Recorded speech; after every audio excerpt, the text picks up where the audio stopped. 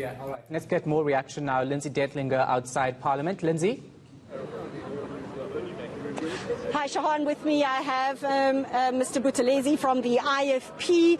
Thank you for joining us this afternoon. Your views on the Finance Minister's speech this afternoon? The fact that the minister, when he started speaking, he spoke about hope in terms of despair, showed that we shouldn't expect anything better soon. Our unemployment is very high, our economy is not growing at all, so those are the real challenges that we are facing as a country. And in as far as his speech is concerned, he never said anything as to how we plan as Treasury, now head of Treasury, to stop leakages that are in the system, where that money can be used to service the debt that is forever rising as for the South Africans. Secondly, we were very disappointed that he didn't say anything much about the future of the SOEs, except that SAA would get 10.5 billion, which we don't think that is the right thing, because the only thing expected from him was to tell us that they would bring a private partner to make sure that they bring stability to all SOEs.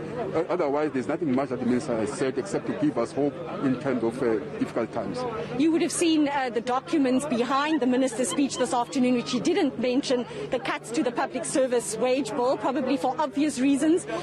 What is your view on what he plans to do in terms of cutting that wage bill? It's very sad that people that will actually suffer the consequence of corruption and everything are ordinary people and ordinary workers who are committed to serve South Africa.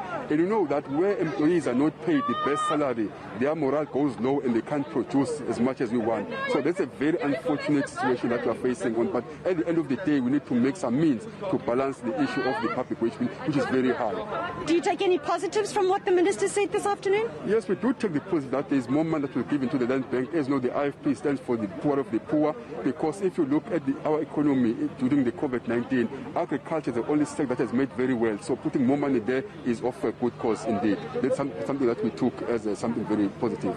We will see cuts to local government and provincial government in the coming years to bring debt under control. Is that a wise move?